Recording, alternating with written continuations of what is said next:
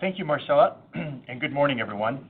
On the call with me today are Chris Vail, InterPipeline's President and Chief Executive Officer, Brent Hagee, Chief Financial Officer, Jeff Marchant, Senior Vice President, Transportation, and Corey Neufeld, Vice President, NGL Commercial. For today's call, Chris will discuss the current business environment, including recent developments, and provide a major projects update. Brent will conclude with remarks on our Q1 2020 results and financial flexibility. To start, I would like to remind you that certain information on this conference call may contain forward-looking information that involves risks, uncertainties, and assumptions. Such information, although considered reasonable by InterPipeline at this time, may later prove incorrect, and actual results may differ materially from those stated or implied by our comments today. Undue reliance should not be placed on such information. A discussion of related risk factors, uncertainties, and assumptions is available in our MD&A, which you can find on our website or at sedar.com. Please go ahead, Chris. Thanks, Jeremy. Good morning, everybody. I wanted to start the call this morning by thanking all of InterPipeline's employees, field staff, and contractors for their dedication and hard work during these unprecedented times. It's not lost on me or the executive team the challenges faced by balancing the needs of family and work in this environment. The COVID-19 pandemic and the petroleum supply imbalance has placed significant pressure on global energy markets and commodity prices. With this difficult macroeconomic backdrop, significant consideration was given to how best to prudently fund our capital program and sustain the financial flexibility of our organization. In March, InterPipeline's Board of Directors determined that retained cash flow was the most effective form of equity financing for our business needs and made the decision to reduce monthly cash dividend by 72% to 4 cents per share, and currently suspend the premium dividend and dividend reinvestment plan. This is always one of the hardest decisions that a board has to make, but we believe for our company, this decision was the correct one in this environment. These actions result in an annualized cash savings of approximately $525 million and eliminate shareholder dilution through the DRIP. InterPipeline continues to focus on the advancement of the Heartland Petrochemical Complex, and construction activities progressed during the quarter. The health and safety of our workforce is a top priority for the company, with robust controls and initiatives implemented across our organization and at the Heartland construction site to manage COVID-19. These controls and initiatives are in alignment with rules and recommendations from government agencies and public health authorities. As a result of these precautionary measures, staffing and productivity levels have decreased somewhat from our planned profile, and we have adjusted our planned spring construction activities accordingly. As a result, we have revised our inspected and service date to be early 2022 instead of the end of 2021. During the quarter, InterPipeline invested approximately $255 million on the Heartland Complex, with $2.5 billion spent to date on the project since inception. Subsequent to the quarter, a detailed analysis of the remaining capital costs was completed and has resulted in a revised total project cost estimate of $4 billion. As expected, a refinement of capital costs for the polypropylene plant, as well as an updated contingency cost estimate for the propane dehydrogenation plant, represented a comparatively small portion of the increase at $100 million. The majority of the increase is linked to extra resources required for project commissioning and startup, as well as incremental interest during construction, which combined represent an additional $250 million. Finally, delays in achieving elevated productivity levels resulting from the COVID-19 pandemic are expected to have a project cost impact of approximately $150 million. We also announced in late 2019 that in late 2019, InterPipeline launched a process to secure a partner for a material interest in the Heartland Complex. Financial advisors have been engaged and the process is ongoing. Of course, there is no assurance that a transaction will be completed, and a definitive timeline has not been announced. However, we believe this project will be of interest to a number of third parties, as it is an excellent opportunity to invest in a well-developed, large-scale project with unique commercial advantages. The next active component of our capital plan includes Phases 1 and 2 of our Central Alberta expansion within the conventional pipeline segment. I'm pleased to report that Phase 2, the Viking Connector, has been completed on budget and was placed into service on April 1st as planned. The construction of 75 kilometers of pipeline to connect InterPipeline's Bow River and Central Alberta pipeline systems is expected to ramp up to 10,000 to 15,000 barrels per day of throughput volume when a normal operating environment returns. The final component of Phase 1, including 2 new 130,000 barrel storage tanks at Stettler, is nearing completion and is expected to be on budget and placed into service in July. Moving to Europe, we suspended the process to sell the bulk liquid storage business earlier this year. We were at an advanced stage of the process, but unfortunately potential purchasers of this business had been significantly affected by COVID-19, as well as travel restrictions and social distancing made it extremely challenging to complete a multi-country asset sale. We may revisit a sales process at some point in the future, though in the interim, the current market environment has created strong demand for storage, and the bulk liquid storage business is well positioned to generate reliable cost of service and fee-based cash flow for InterPipeline. Finally, despite significant market turmoil, I remain confident in the financial resiliency of our company. Our assets remain fully operational and continue to generate substantial cash flow for InterPipeline. We continue to expect between $780 million to $810 million of adjusted EBITDA during 2020 from cost of service and fee-based agreements within our oil sands, conventional, and bulk liquid storage businesses, assuming normal operations. Now I'd like to turn things over to Brent to discuss our financial results and recent initiatives to enhance financial flexibility. Please go ahead, Brent. Thank you, Chris, and good morning, everyone. During the first quarter of 2020, InterPipeline generated FFO of $208 million, or 49 cents per share. The quarter benefited from strong results within our oil sands transportation and bulk liquid storage segments. Results within our conventional pipeline segment were consistent year over year, but impacted by declining midstream marketing margins, while our NGL processing segment was impacted by declines in realized commodity pricing. InterPipeline's financial resilience is rooted within our oil sands transportation franchise, which generated $155 million in FFO during the quarter, representing a $7 million increase compared to Q1 2019. The increase largely relates to higher capital fee revenue, partially offset by a lower return on equity and debt, resulting from the decrease in interest rates during the period. As we continue to navigate these tough economic conditions, I'd like to reiterate that this segment is supported by 20-plus year cost of service contracts that are not materially impacted by throughput volume or commodity price fluctuations. Our conventional pipelines business generated quarterly FFO of $37 million versus $34 million in the comparable quarter in 2019, despite a smaller contribution from our midstream marketing activities. These midstream marketing activities were impacted by unfavorable crude oil differentials related to the collapse in commodity prices experienced during the quarter, where we generated approximately $2 million in adjusted EBITDA during Q1 2020 compared to $3 million during Q1 2019.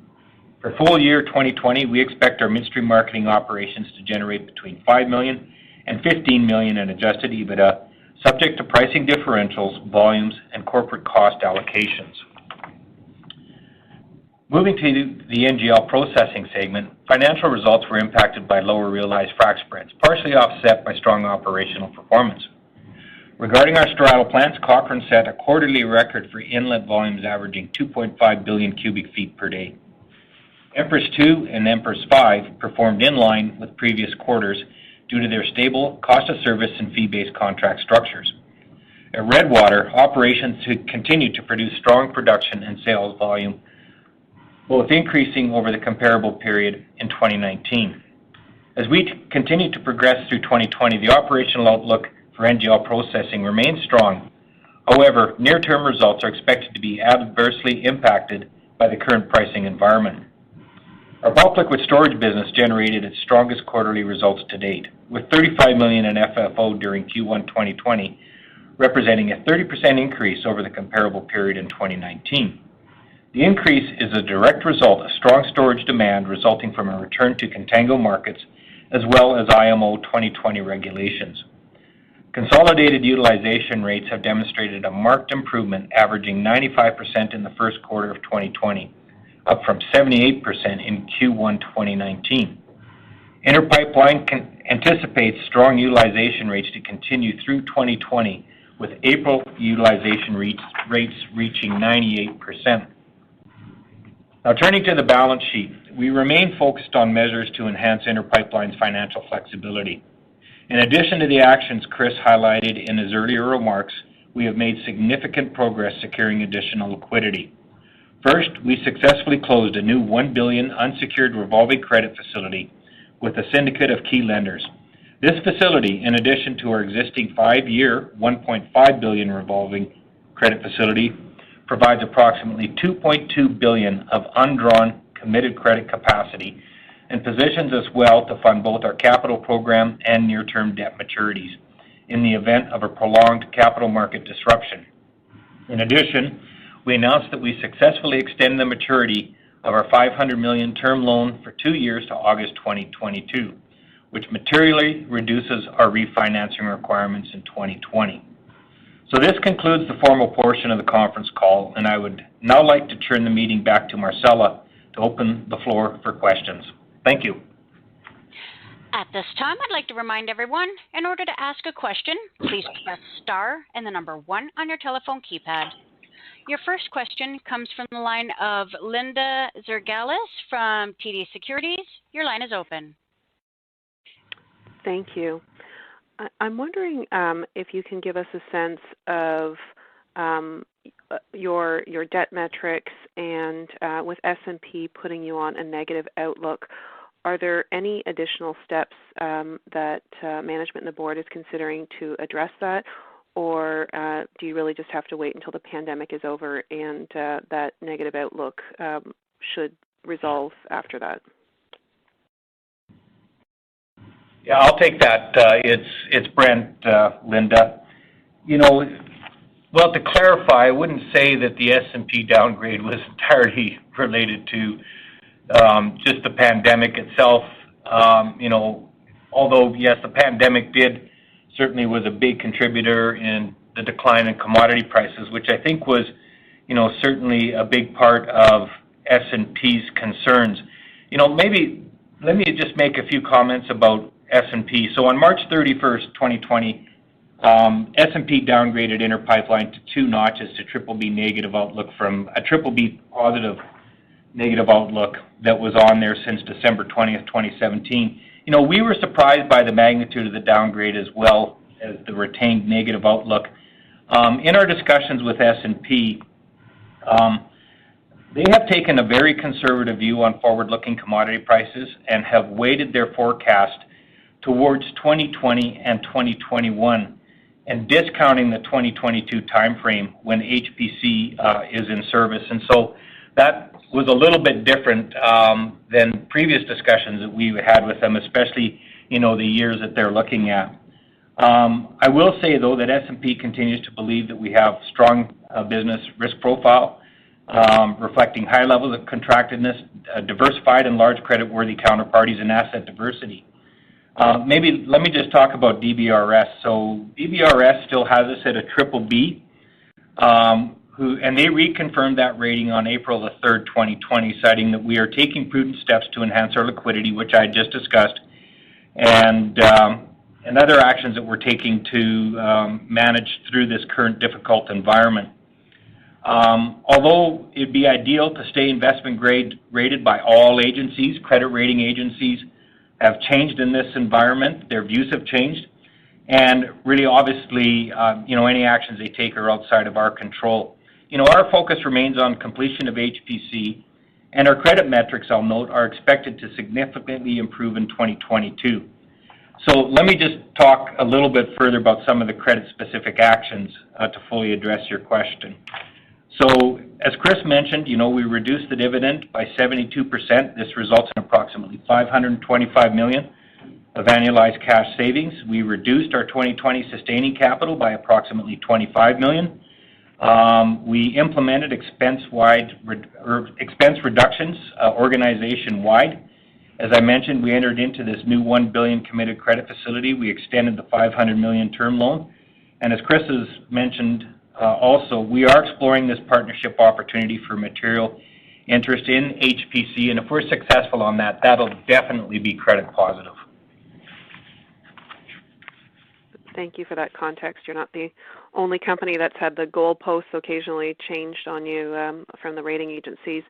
Maybe moving on to your operations, I realize it's a very dynamic situation, but can you give us a sense in your conventional business, kind of what you're seeing in terms of volumes, how that might trend through the second quarter, and what you expect in terms of recovery of the light volumes? I guess some industry pundits view those recoveries maybe might lag the oil sands.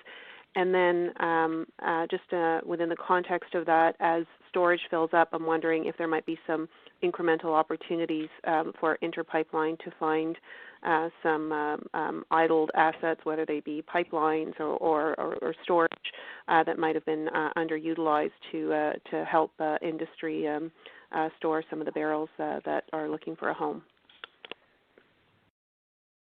Jeff Marchant, our business leader for our pipeline business, is on the phone. Jeff, do you want to answer Linda's question? Sure. Thanks, Chris. Hello, Linda.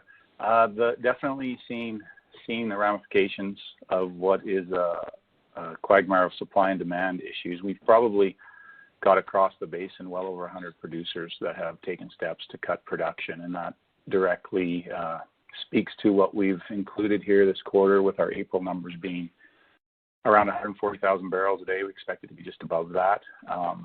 The May forecast is just that. It's a challenge to really understand where we're going to end up with. At this point in the month, you've got producers sending in their nominations indicating volumes for the month coming, and they're literally changing on a daily basis. So the May number that we included there, 120 to 130, I think for my part in this, I feel that we're starting to get close to the bottom of where that'll be. We're starting to already see green shoots.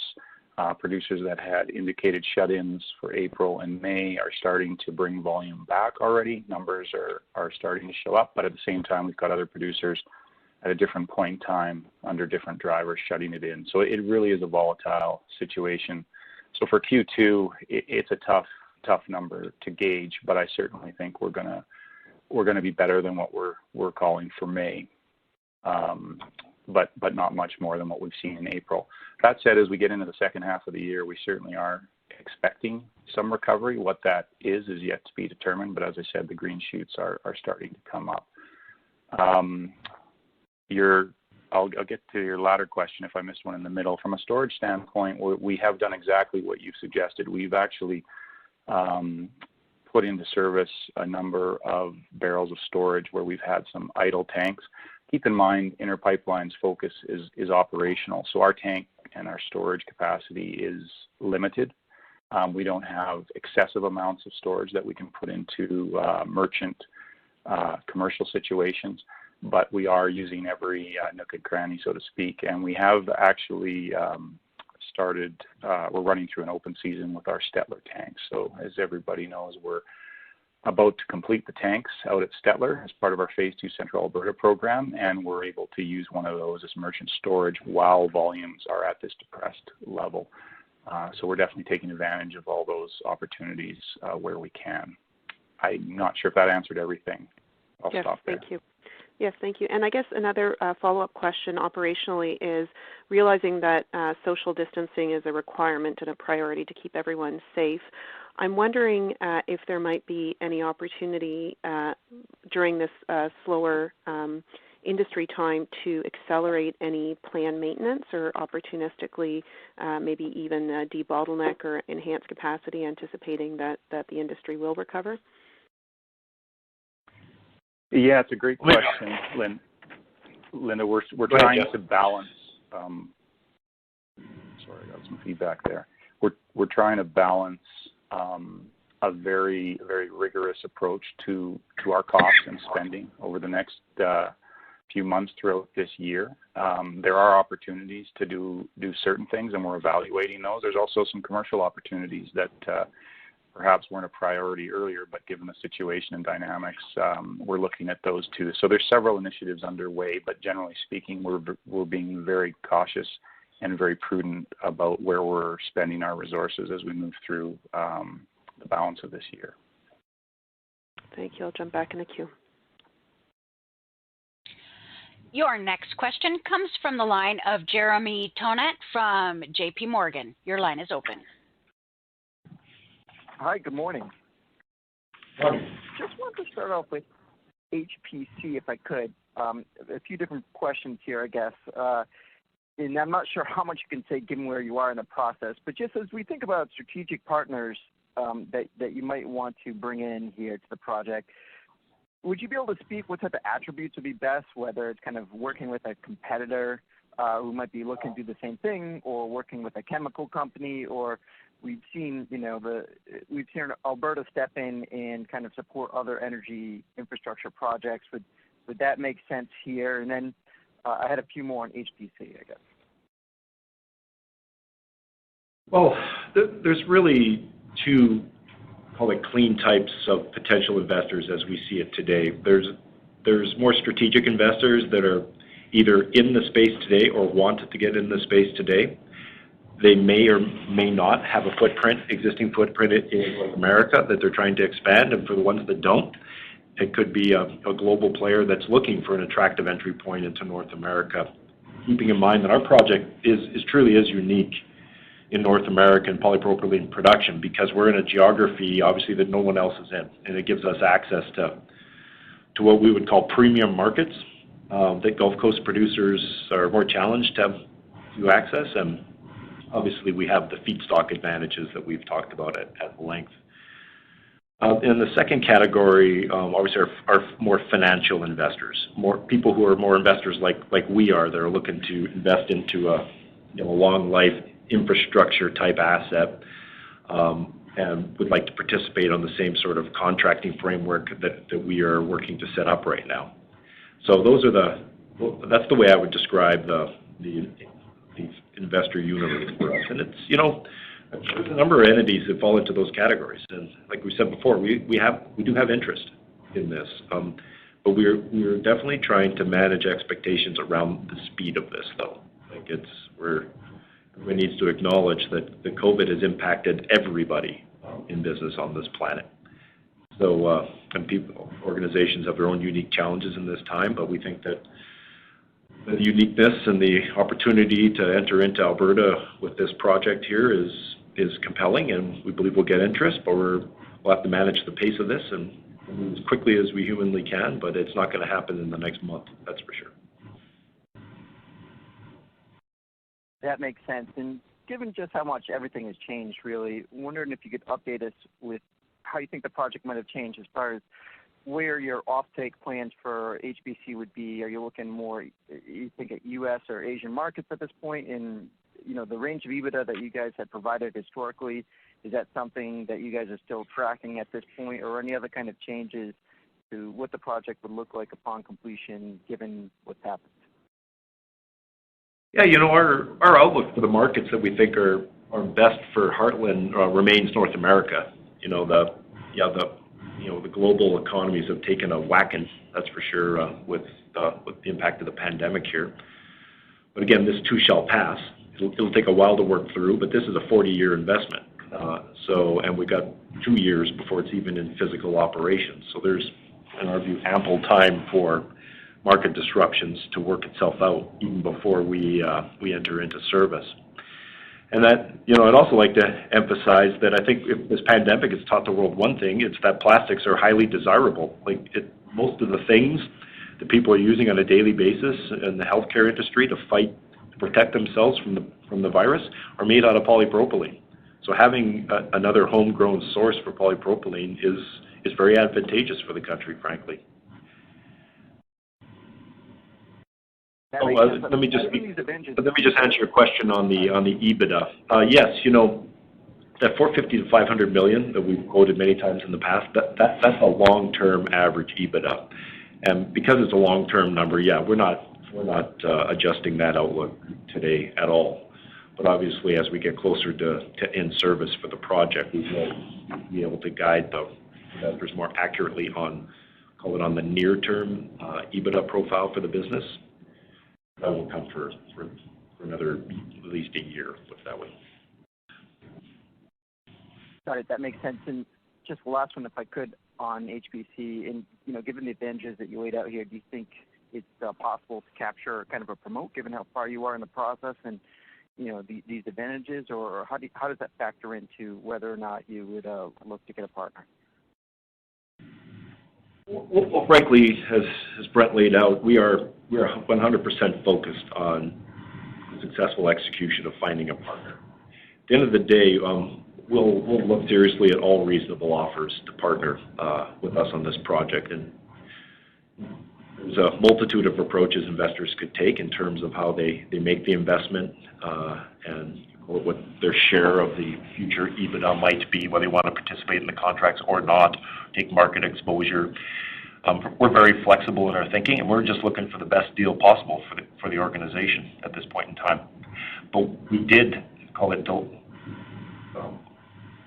It was our thought that approaching partners for investment in this project, the most opportune time was about the midpoint of the project, because then we could at least point to substantial de-risking of the execution of the project. We think that thesis should play well in these discussions coming up. Great. That's all very helpful. That's it for me. Thanks. Your next question comes from the line of Patrick Kenny from National Bank. Your line is open. You guys made it clear that you could potentially go back to a higher dividend once HPC comes online. So assuming all does go well on the contracting front, the 450 to 500 EBITDA holds, and, frac spreads and conventional volumes do come back to more normalized levels by 2022. What is the right payout ratio for you guys, pro forma HPC, and what might that imply in terms of an increase back from the current dividend level? Oh, I totally understand why you're asking the questions, Pat, but there's far too many hypotheticals in there for me to address that at this point in time. I guess by way of general comment, I would say if everything worked out as you laid out there would be substantial torque within the organization for enhancing the dividend. But that's obviously a board decision that will be made down the road. Okay. And maybe just within the $500 million increase on HPC, and specifically the 150 related to the pandemic, just wondering if you could walk us through how you landed on that number, and if that really is a midpoint of a range of outcomes, and if so, perhaps what the upper end of that estimate could look like. I guess assuming the current situation persists longer than, say, the base case of a recovery through the back half of 2020 and into 2021. Yeah, well, I guess the way I'd characterize this estimate, there was an enormous amount of detailed work that was done with a bottom-up refresh, particularly of the polypropylene plant. And we have now what in industry parlance is called a Class 2 estimate for both the PDH plant and the polypropylene plant. That's the highest quality estimate that you can get for a project under construction. So I would say we're quite confident in, call it our estimates around the base construction of the facility. And I'd like to point out that the base construction activities only increased $100 million. A project of this size with a 4-year build, that performance is, frankly, in our opinion, is pretty good. The other larger component of the increase is around the startup and commissioning costs. I think I've mentioned in previous calls, the commissioning and operational and business readiness activities for a facility of this complexity and size it requires a massive amount of resources. Like when we're commissioning this facility, we'll probably have around 700 to 800 people on site assisting our operations staff for a period of, could even be 6 to 12 months. And you layer on the extra spare parts we're going to order, the vendor support, you name it. This is a substantial investment, but we think it's the right investment to make. It's investment in the future of the facility and try to ensure to put us in the best possible position for a safe and successful startup of the plant. And we really, that cost increase is really a result of having hired the majority of our long-term operational staff, and these people brought a wealth of industry experience directly related to these facilities and really helped us position ourselves here for that successful startup. And then of course, we indicated there's IDC adjustments. Frankly, that's just, I don't know if this is the right term, but it's more of an accounting exercise. It's just the timing of the cash flows, and it's the adjustment in interest rates. It's really outside the control of the execution of the project. And finally, we have the COVID impacts. And these COVID impacts are really tied to our view on how our ability to staff up, complete the project, and the productivity levels, and how that impacts the ultimate on-stream time for the plant. If that shifts by a few months, that layers in substantial additional costs. A lot of it has to do with IDC, frankly, as well. So long story short, we think there's definitely a prudent amount of contingency in these numbers, and we're quite comfortable with the number as it stands in terms of a final completion cost.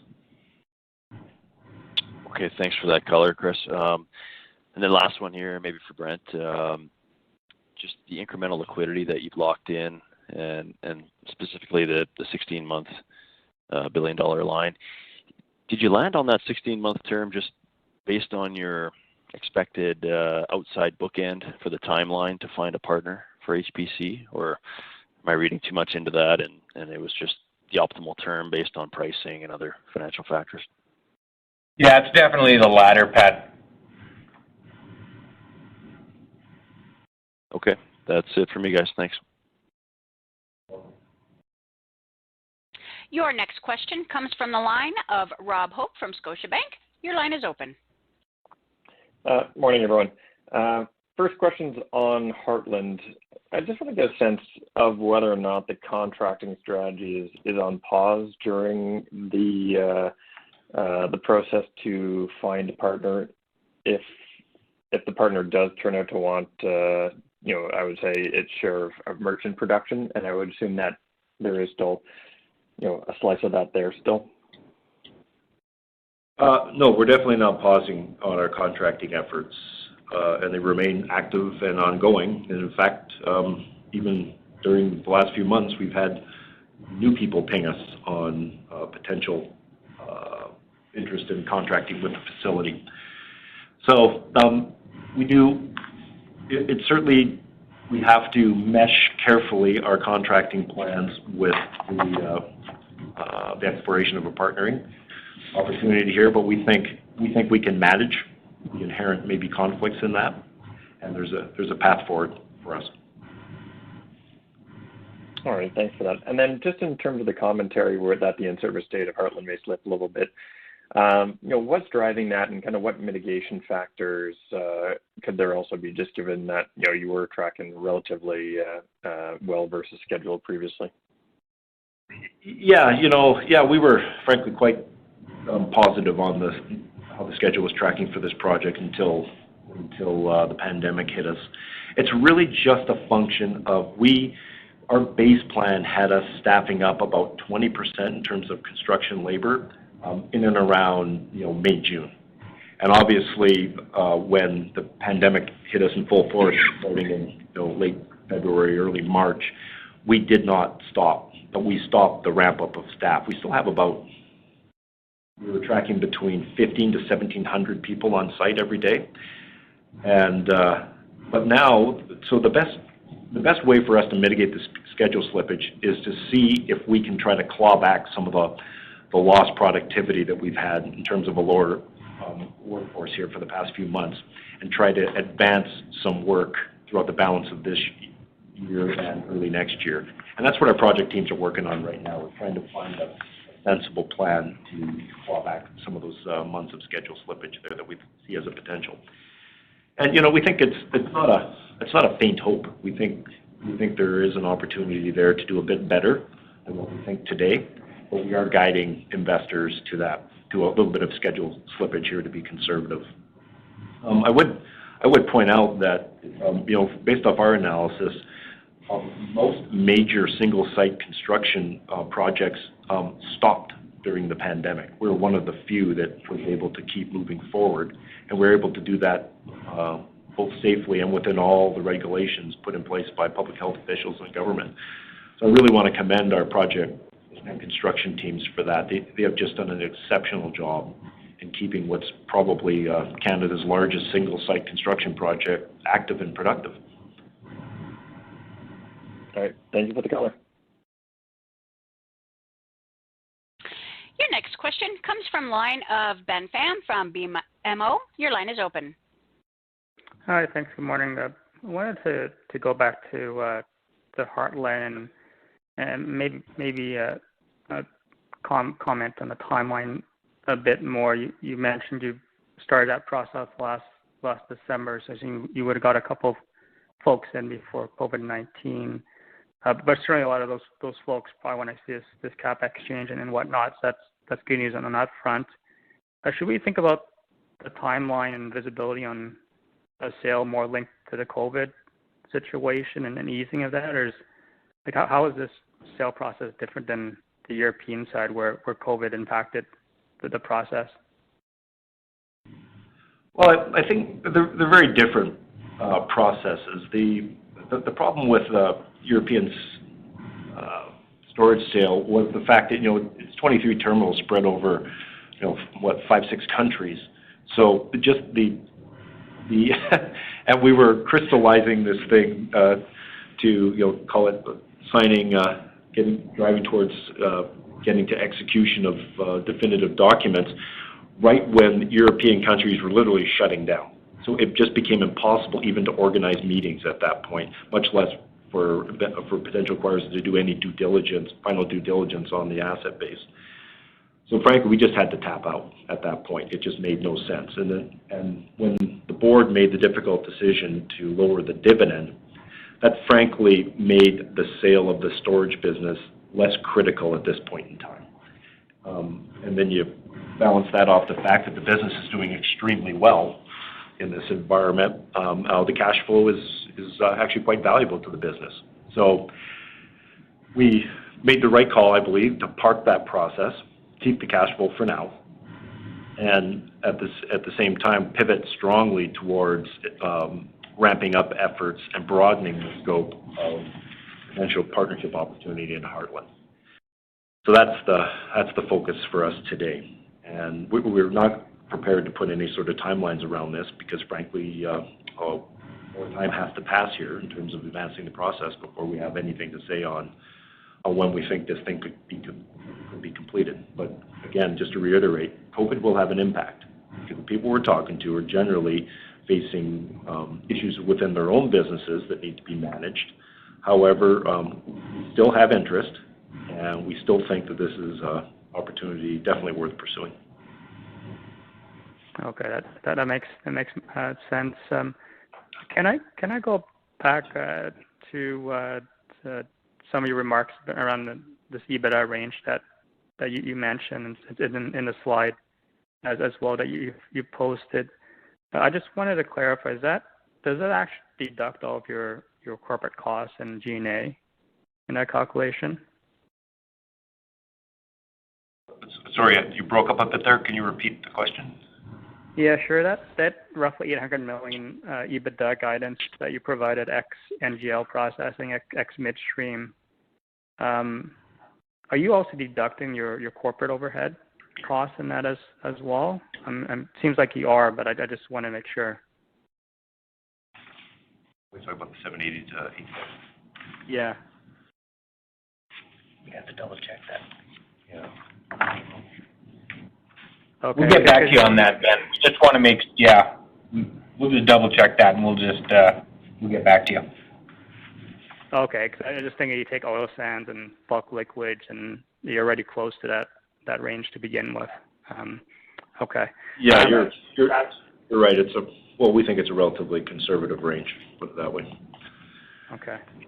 And maybe last, how do you guys think about your hedging strategy on the frac spread? I know the last couple of years you haven't really been keen on hedging and whatnot, but how do you think about it this year? Is it really the curve moves higher, potentially you lock it in to mitigate downside, or the curve is just so far from long-term fundamentals that you leave that spot open for now? Yeah, I would say today the curve is not very constructive at all. Yeah. So near-term hedging activities are highly unlikely.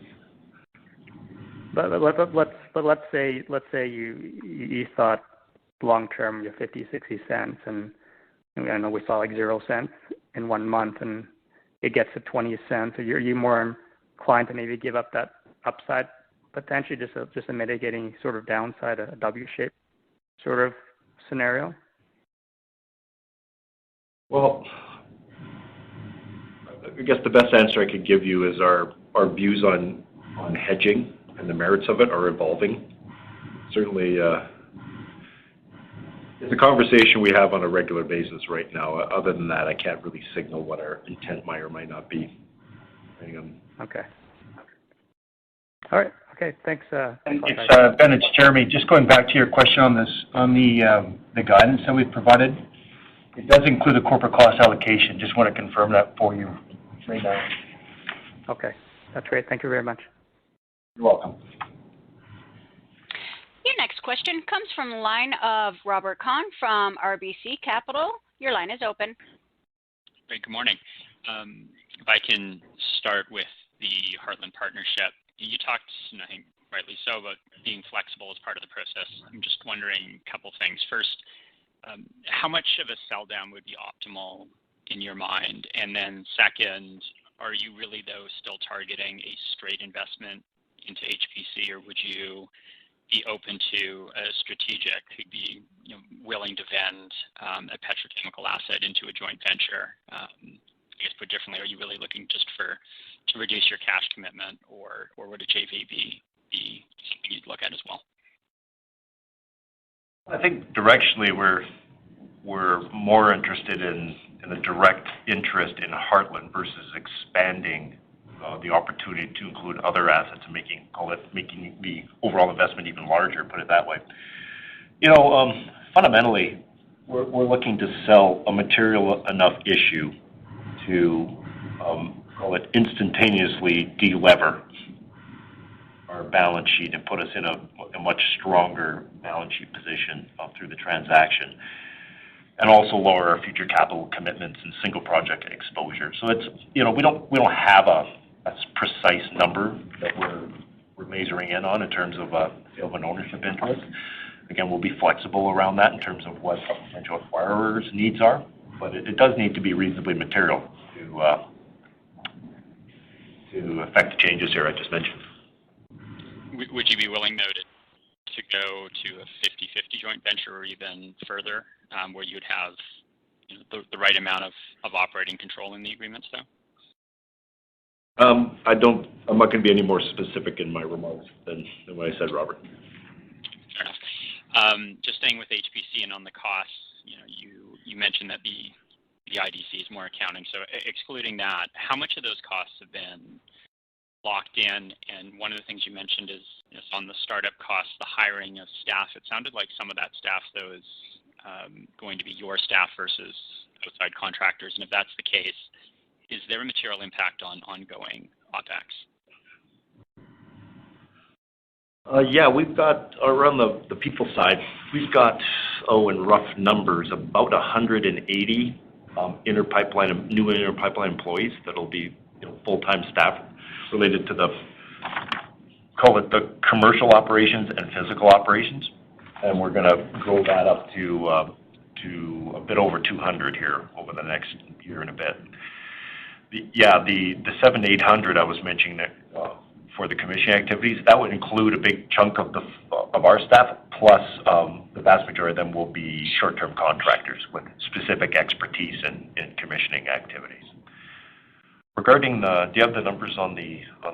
Yeah. So Robert, just talking about the expense, and maybe I'll just talk to our overall G&A. So more specific to Heartland for 2020, we're anticipating about 30 million for HPC readiness costs that are going to go through. It's going to go through G&A expense. And since we're talking about G&A, it's probably appropriate just to throw out a little bit of a range where we think it's coming in now, especially after our cost reduction efforts. So if you include the 30 million, So the numbers I'm about to put out there do include HPC readiness costs. For full year 2020, we think it's going to come in about 190 to 200 million. And again, that includes 30 million of HPC readiness. Got it. And just back to the HPC costs, ex-IDC, how much of that has been locked in, or how much of it, or put differently, how much of it is an estimate? I'm not sure I understand your question. Are you asking how much of the total 4 billion, the enhanced number, is currently locked in? Just the cost increase. Is there any element of that that's already been locked in? Like, it sounds like you've hired people and maybe it costs you a little bit more to hire them than you thought. So that's kind of a known cost at this point. Oh, okay. I see what you mean. Yeah, ex-IDC. Oh, I'm probably guessing off the top of my head here, but I would say that probably a material amount of the 170 is kind of a known number. The increase related to the construction activities, that's not locked in yet, but I would say, as I mentioned, we're pretty confident in that number, and there's a meaningful amount of contingency that's also included in that number as well. The COVID is, I would say, essentially none of that is locked in. That's all kind of future cost increases that we're going to do our best to try to manage down if we can, including peel back the schedule. If I just finish with the European storage sale, in the release you highlighted, or I guess the wording in the release, is it just you kind of highlighting that it remains an option, or is there more of a desire now to transact once we kind of open up?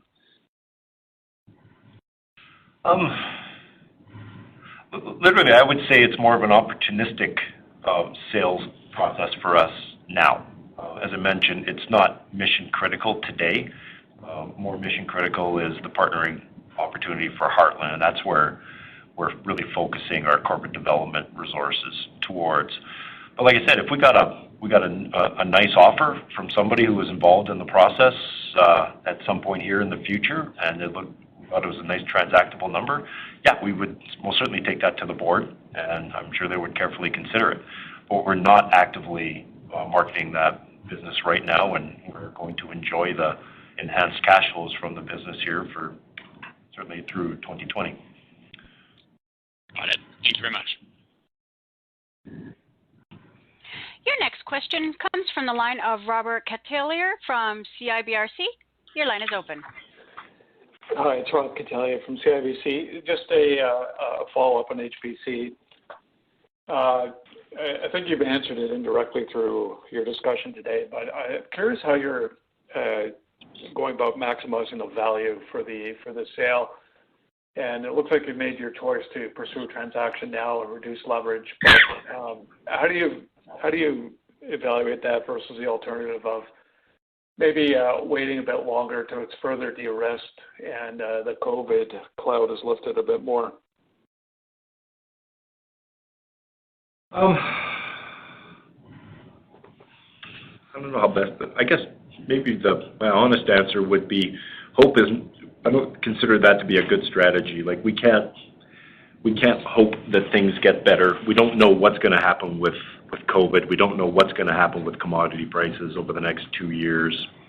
But we do know we have a unique asset. We do know that we have interest in it today. And so I think the most prudent thing we can do as an organization is work hard to try to advance a sale of that asset now. Whether or not we could have got a bit more for it if we held off and waited closer to when it's in service, I guess we'll never know. But I'd be willing to trade the possibility of a slightly higher price further on for a good solid price today. Okay, fair enough. Just on I want to ask about the oil sands and the off-gas processing a bit. I've indicated that there really isn't a lot of downside to the oil sands business. I wonder, to the extent you see decreasing volume, what's the volume risk to the off-gas processing business?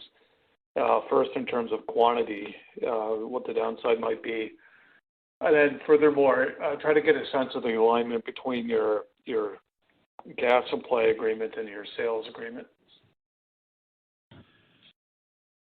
Corey Neufeld, who runs our NGL processing business, I think he's on the phone right now. Corey, do you want to take this question? Sure. Yeah. From a volume perspective, we're generally seeing that we're not going to have any material impacts to volume for 2020. Everything we're seeing and hearing from our Suncor and Horizon facilities is that their volumes will remain fairly consistent this year, and we will remain consistent as well from a volume production standpoint. And just in general, the alignment between the minimum volumes on the gas side versus your minimum sales commitments, those are relatively aligned? Yes. Okay, thank you. That's it for me. Your next question comes from the line of Chris Tillett from Barclays. Your line is open. Hi, guys. Good morning. Thanks for taking my question. I guess first for me, on the bulk liquids business, utilization there was obviously very strong through the first quarter. I was just curious to know if you could give us an update on sort of how that business has performed in the last month or so through the heart of the pandemic. Well, it's performed really well. As we said in our news release, we've had no instances of COVID-19 through our employee base or contractor base in Europe, which is fantastic. We've had exceptionally high utilization rates. I think it's probably the highest we've ever seen in 15 years of being in this business. We have seen some, I'd call it throughput-related declines. So for example, one of our most active facilities is a terminal called Grays, which handles road fuels, primarily for around the City of London. And that obviously a terminal like that where road fuels have massively declined, so around major centers like London. So we have seen some throughput declines there, but the utilization, again, remains up. I think it's at 100%. And so the utilization are very high, throughput on the margin down a bit at certain areas, but overall the business outlook is very strong. Okay, great. That's helpful. Thank you. And then, maybe just as a follow-up to that, I guess if the sale of that business, it sounds like, now you're viewing it maybe more opportunistically, should we think that, there are possibly opportunities for capital investments in the not too distant future at that business if you don't sell it, or are you kind of just content with the footprint as it is today and just going to let it run? Definitely the latter. We're not in growth mode in Europe. I guess our approach will be to harvest the cash flows to remain as efficient as possible. We're really scrutinizing any incremental capital investments. We're not saying we wouldn't make any, but they would be small scale, they'll have to be high return, and they'll have to have a very quick capital payout to hit any hurdle rate that we're willing to support. Understood. Okay. That's great. That's it for me. Thanks, guys. Your next question comes from the line of Matt Taylor from Tudor. Your line is open. Hey, thanks for taking my question. Just one for me. With now you considering the offers for a partner there at Heartland, have your views changed at all on transparency for the market with respect to the contracted level of the project? Just any updated thoughts there would be helpful. I'm sure everybody noted we didn't say anything this quarter related to where we're at with contracting. I will say it is a discussion we have regularly around the board table as to when and how to disclose the contracting around Heartland. So I would say more to come on that, but nothing today. Great. Thanks for taking my questions.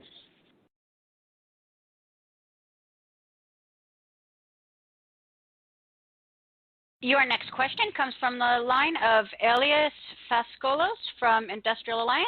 Your line is open. Good morning, everybody. I've got probably one question. I respect that the priority one is a partnership for Heartland.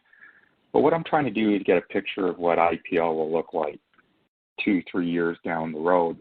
Does a partnership of some type completely mitigate looking at disposing of the European storage?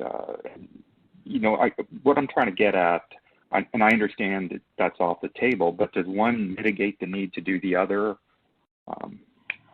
Comments. Well, no.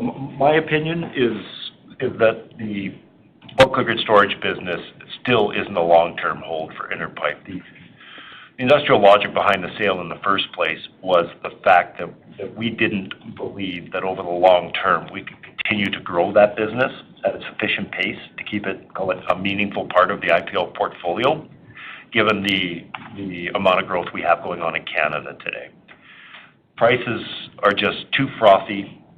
Asset quality is mixed in Europe from what we've seen over the past few years in terms of storage businesses.